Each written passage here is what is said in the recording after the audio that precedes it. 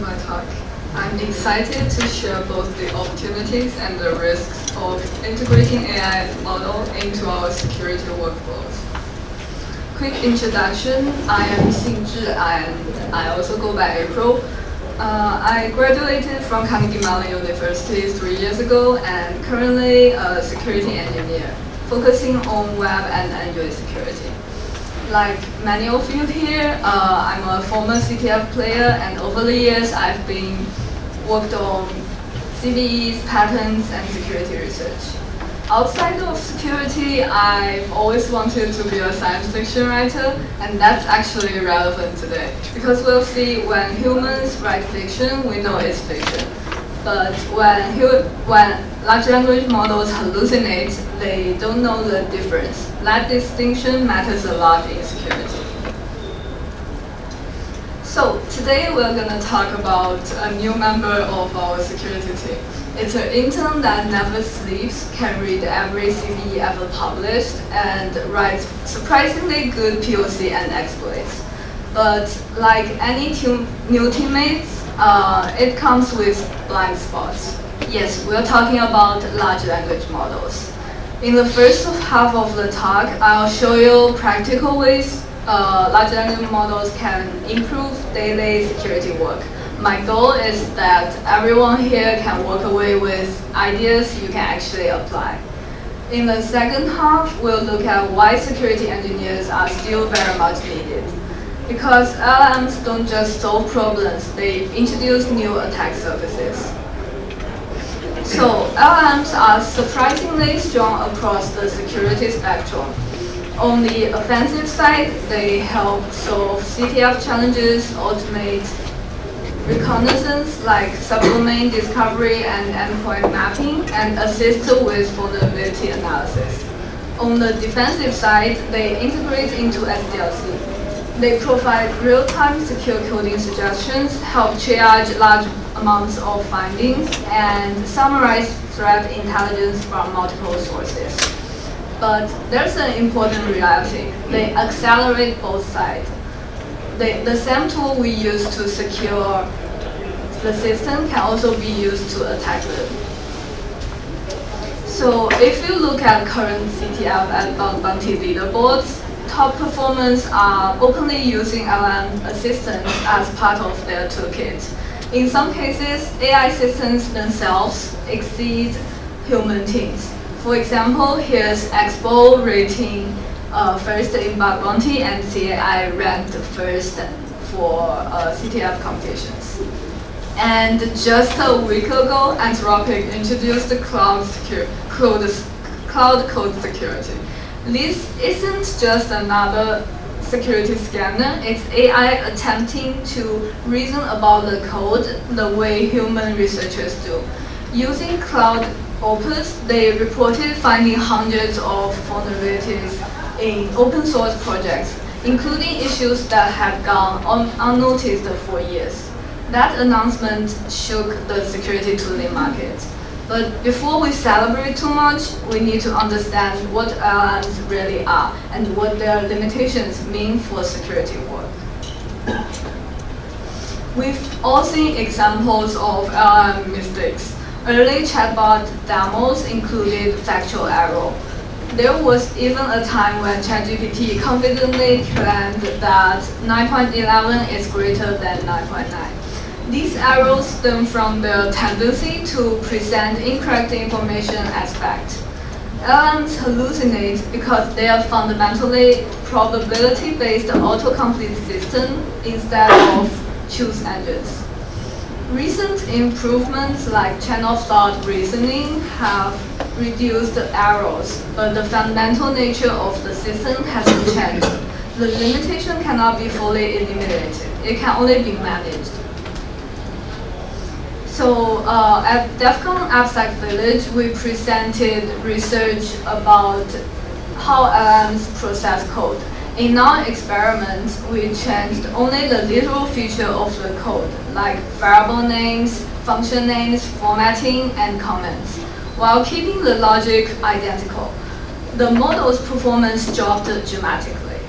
The results showed that while logical structure determines program behavior, LLMs rely heavily on surface-level patterns. For details, the recording and paper are also available online. Nowadays, models trained specifically for code are improving, but underlying architecture remains pattern-based. We also observed other limitations. LLMs take shortcuts if prompts are vague. They struggle with long, multi-step reasoning due to the context limit. And sometimes they produce answers that look perfectly correct, structured, technical, confident, but contain subtle errors. So knowing these limitations, how do we build production-ready systems? That brings us to the key components.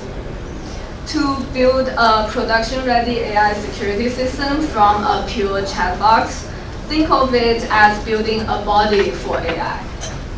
First, Retrieval Augmented Generation, or RAG, gives models access to the internal knowledge. Documentation, code standards, vulnerability databases. Without it, the public models lack organization context. Then MCP, the Model Context Protocol. It's like USB-C for AI. It standardized how LLMs connect to files, databases, and APIs. But as we'll see later, it can also introduce significant risk if not properly configured. And skills in code methodology. They teach the model structured approaches to solving problems. Finally, the agents orchestrate everything, planning steps, selecting tools, and coordinating reasoning. So here is a real-world example from our work, detecting idle vulnerabilities across a microservices architecture. The challenge here is that the authorization logic is scattered across the services, making manual review slow and complex.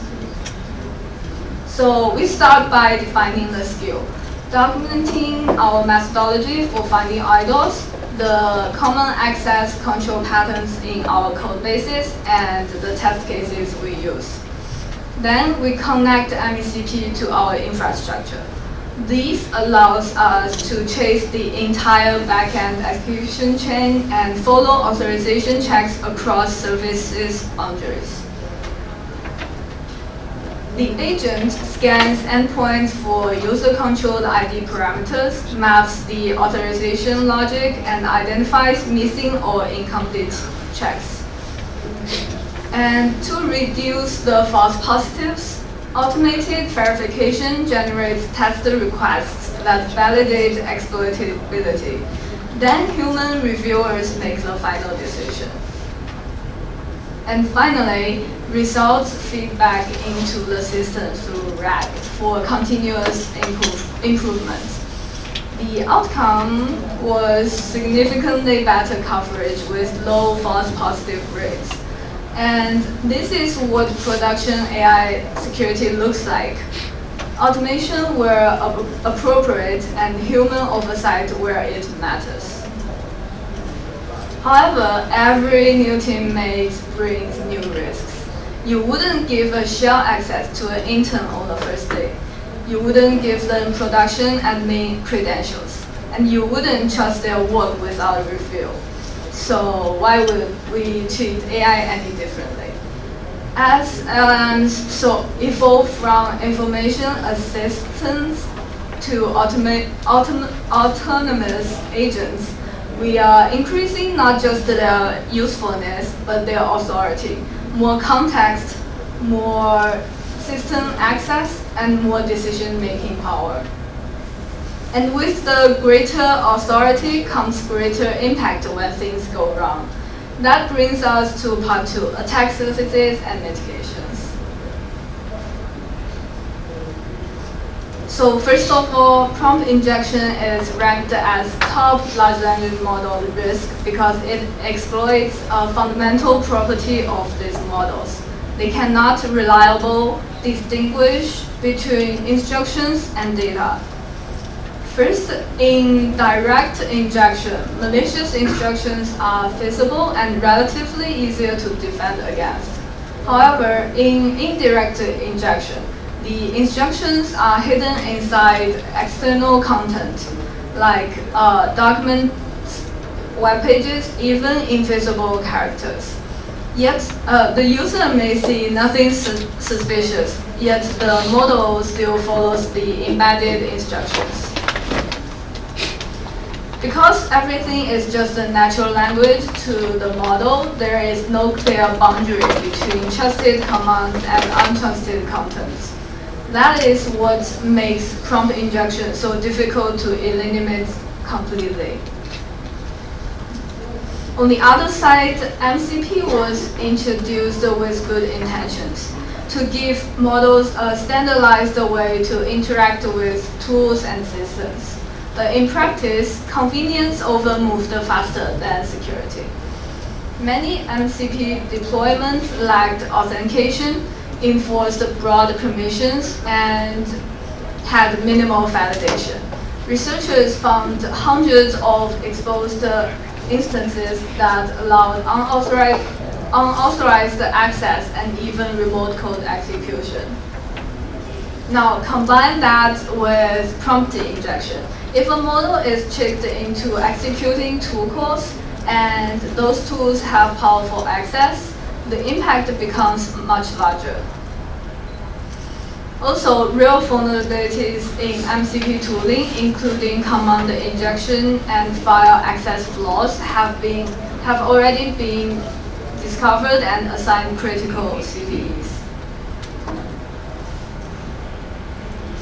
And the slop squatting attack combines LLM hallucination with the software supply chain attack exploitation. Researchers found that more than 20% of package recommendations generated by large language models do not actually exist. Attackers can monitor these hallucinating names, register them on the repositories, and upload malicious code. When developers trust the AI suggestion and install the package, they unknowingly install a malware. A real example is the Hugging Face CLI package, which multiple large language models hallucinated independently. It had already been downloaded for more than 15,000 times before researchers defensively registered it. Because hallucinated names often repeat across queries, attackers can identify high-frequency targets and pre-register them at scale. That turns hallucination into a systematic supply chain attack surface. So, given these risks, the safe approach is simple in principle. Treat large language model as an untrusted component. Apply least privilege. Grant minimal temporary access. And always keep humans in the loop. Require explanation from a large language model before execution for impactful actions. And use strict isolation through sandbox environments, restricted file and network access, and separation of trusted and untrusted content. And finally, also apply strong input and output validation.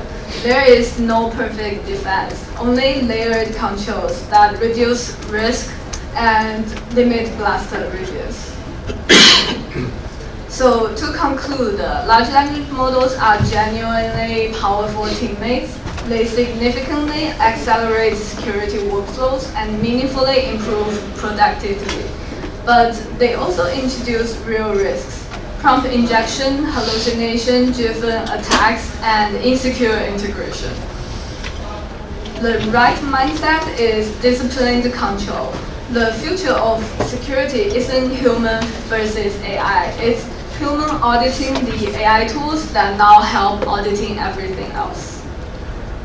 And thank you all for your time. I'm happy to connect and take any questions. Thank you very much. So, any questions from our audiences?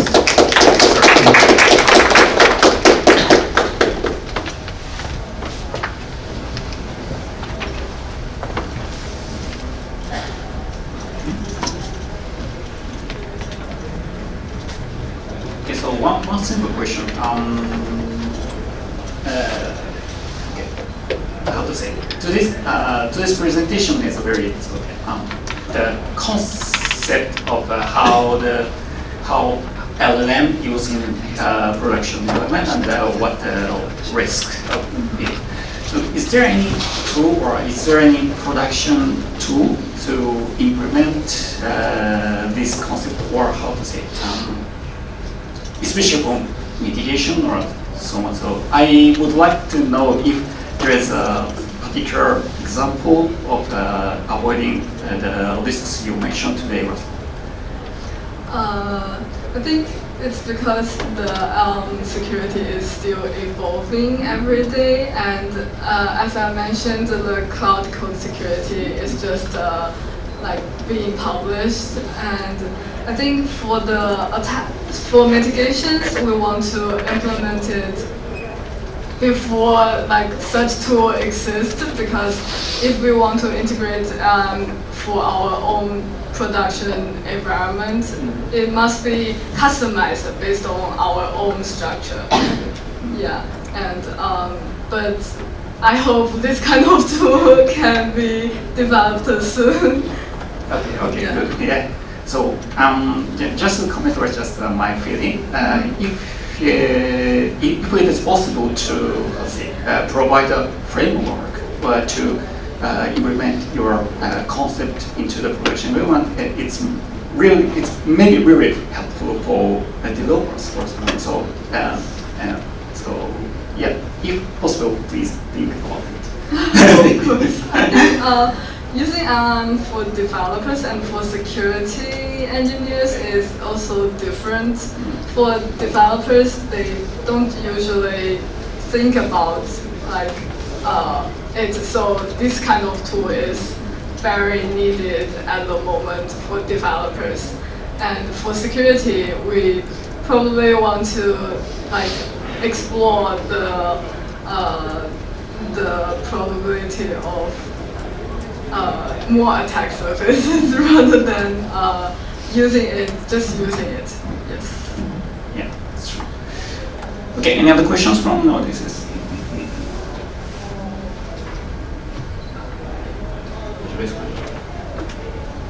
Okay, so please give a big clap to the presenter. Thank you very much.